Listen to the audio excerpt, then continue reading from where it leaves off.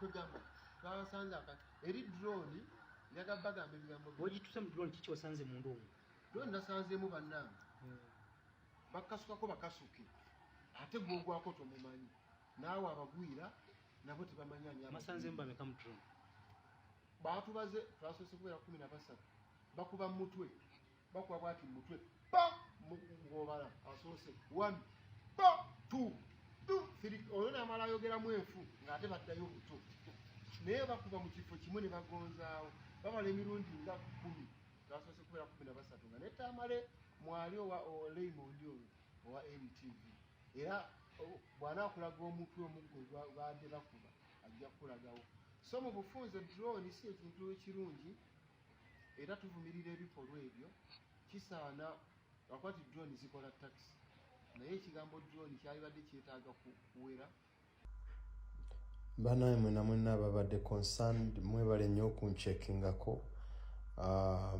banange bandampinze around Kiruddu ku ssaawa nga 7:30 wamu ne Honorable Kayemba Solo ne Honorable Walukaga aba fena tuli mu mbeera bweti kino kyensobola obalagako because sisobola kweyambula naye emubiri gonna solido ez'amasanyalaze ze bakubisa ng'oyingidde drone n'ebigattogatto byabwe ne bakulinnyirira wenna naye this is what I can show you okubalaga omubiri gonna almost gufaanana bwe guti nengenda kwatagana ne bannamateeka bano ekirungi omuloodi w'ekibuga Erias Lukwago ne Nalukoole yawangudde bonna bannamateeka kati katubaguleko omusango bikawuula ebyo ate Museveni ono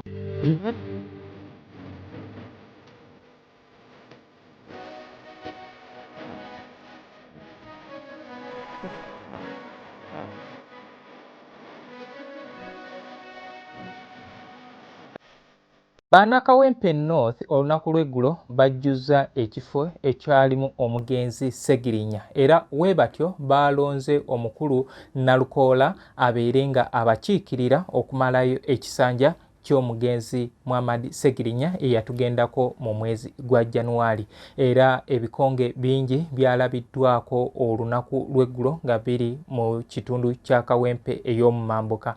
Amagye police byefuze okulonda kuno era obaoliawo ye topic obudde buno ediscussingibwa bannamawulire bangi bagabanye ku mbooko era twalabyeko bangi nga bawithdrawinga baddayo ku mikutu gyabwe. Kino tekyataliza n'omuyimbi oba meya wa Kyengera Mathias Mulumba Walukaga wali anyiga biwundu oluvannyuma olw'okubeera nga akubwa. Ssaawa zino alojja drone ebyabadde mu drone oba oliawo tusuubire n'oluyimba ng'atuyimbira ku drone. Yatuuse okugamba nti drone wekiba kisoboka zibeere nga zivaawo naye ng'agamba ate ku mulundi okuludda olulala zino abantu bazikoleramu business naye abazikozesa obubi. Kale muntu wange nkwebaza okubanga okyangoberera nze Muzungu David Kadongo Kamo Music Analyst nkusaba nti ngoberera ku TikTok, Facebook ne YouTube subscribinga, likinga, commentinga. Comments zamwe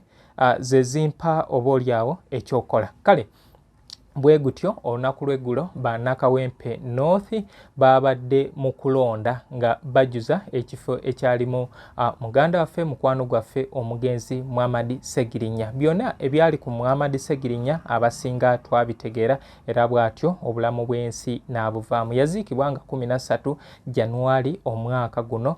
Kale bwe batyo bateekateeka aba Electoral Commission ne bateekawo nti bajjuze ekifo ngera by election zizona we zibeera nti awantu awali vacant banoonya omuntu asobola okubeera nga addawo era webatyo ebibiina ebyenjawulo byaleeta abantu okubeera nga babikiikirira okubeera nga bavuganya mu race eno era National Unity Platform ekulemberwa His Excellency Bobi Wine yaleeta Nalukoola nga bo balinayo ne screening oba oliawo eyaleetera bangi okubeera nga beetabamu ate oluvannyuma ne bagamba tebakkiriziganya oba oliawo n'ebyo ebyavaayo ne baba nga bajja independent. Kale bwe tutyo akalulu kakubiddwa olunaku lw'eggulo era twagenze okuvaayo nga abantu balinga 10 ababaddemu naye ndowooza reeso okusinga yabadde wa Kanso Nalukoola n'omukyala Nambi owa NRM. Naye oba oliawo Nalukoola ayinza okuba ku mutwalo gwe yagutadde wali ate n'asigazaako zino akasanvu n'agezaako okuvuganya n'oli. Owa NRM Nambi yafunye obululu 8,593 ate Kanso Nalukoola Luyimbazi n'abanga yafunye omutwalo 1,774. Kati mwabaddemu era baganda baffe bagezezzaako reese yazzeekaawo nti yabadde wakati wa Luwemba nono Kalifa Aganaga.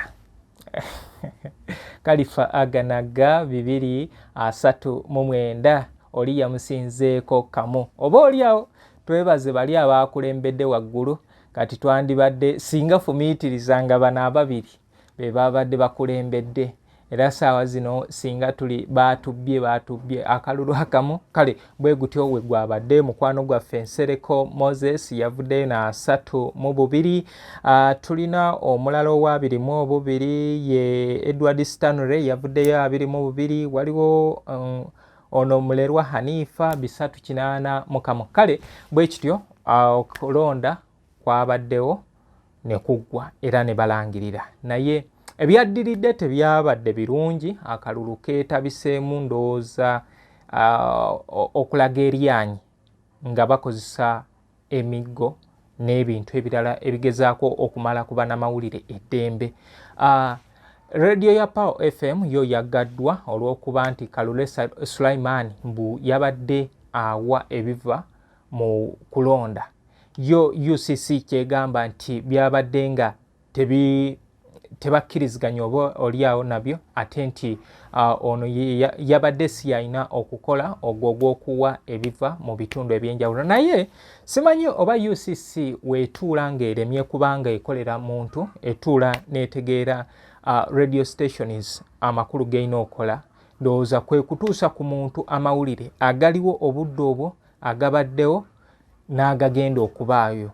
Gwe mukulu gwa mainstream kyerina okubeera ng'ekola, naye we batyo bagigadde. Radio Simba yayise abantu baayo ne bavaayo ne badda ku station. Then CBS nayo yakoze kyekimu. Emikutu egy'enjawulo ne NBS naye yalabiddwako nga ejjayo abantu baayo mu field. Kale tekyabadde kirungi, bangi babamenyedde ebyabwe, naye nga nsuubira nti gavumenti eryanyi lino lyaki. Kati lwaki oba ogira nalabye bano ba human rights mbo akalulu kabadde ka mirembe era bino ebitambuzibwa ku mitimbagano mbu kusiga bukyayi. So banaye simanyi, naye bwatyo ye Mathias Mulumba Walukaga ne bana byabufuzi ab'enjawulo ababaddeyo balozezaako ku bukambwe obw'ekikula kino, era nga bwatyo meeya bwakunyonyola woolaba nti yakoseddwa omukono n'okugulu, naye agamba nti tajja kuviiramu awo, walaayi ajja kubeera nga yeeyambisa Lord Mayor okubeera nga bakuba abantu bano mu mbuga. Naye nga jjukira nti Uganda mu mwaka gwa 2000 twafuna referendum era nali muto naye nali mbitegeera abantu okulonda badde mu bibiina by'obufuzi. Obajjukira ebibiina by'obufuzi nga we mulaba akantu ako ekabadde mu myaka gy'ekinaana, kaaliyo bakadde baffe bangi beetimangana, family nyingi zaasanawo babuzaawo bangi wakati wa UPCDP ne Kabaka yeka yali eri, naye nga embiranye okusinga yali wakati w'ebibiina bine ebibiri. Kale bwe gutyo bwe gwabadde Luyimbazi Nalukoola n'abanga asobodde okubeera nga awangula, era twebaza His Excellency Bobi Wine amaanyi na cabinet yo ge mwataddemu abaana ba foot soldiers, abantu bonna buli omu alina kye yakoze. Nammwe ate abawanguddwa oba oliawo ke kaseera okubeera nga muddayo ku drawing board ne mutunuulira wa awo owaabalemesezza okubeera nga muyitamu. Naye nga akalulu ffenna guno omuzannyo sirowooza nti okubeera ng'omenya omuntu okugulu gwe muzannyo. Twalaba wali Bobi Wine alina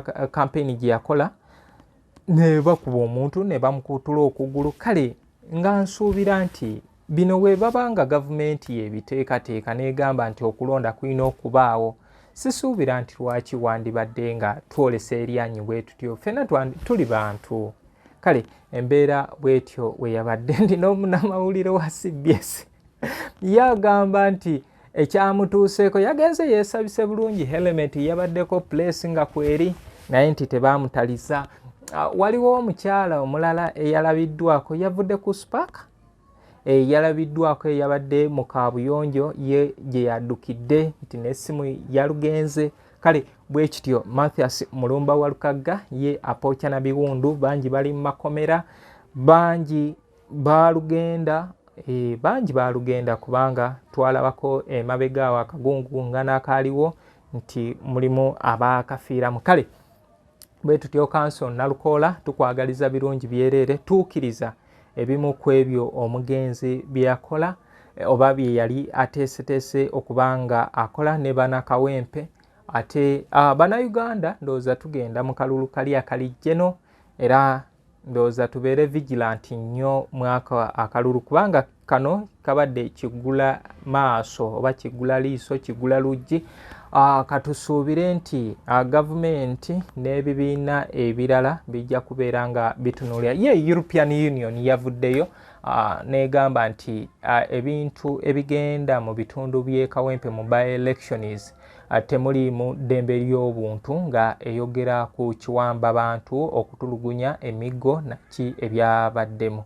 Naye nga mwebale nnyo, mwebalire ddala. Nze Muzungu David Kadongo Kamo Music Analyst. Eri drone yagabagamba ebigambo bw'ogituuse mu drone kiki osanze mundu omwo?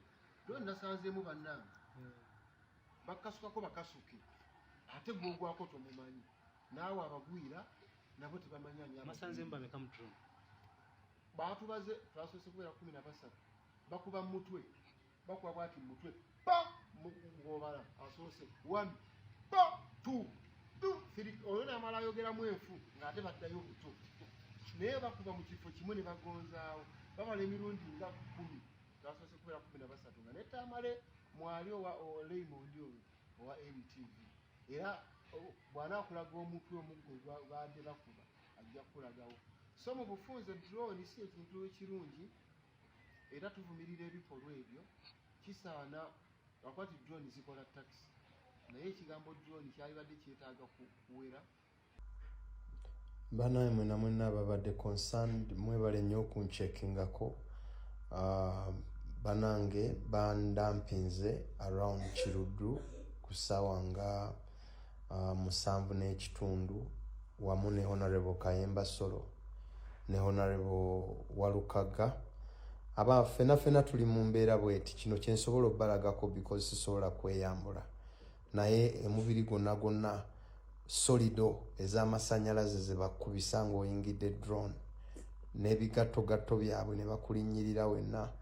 Naye this is what I can show you, okubalaga omubiri gonna almost gufaanana bwe guti. Naye ngenda kukwatagana ne bannamateeka bano. Ekirungi omuloodi w'ekibuga Erias Lukwago ne Nalukoola eyawangudde bonna bannamateeka.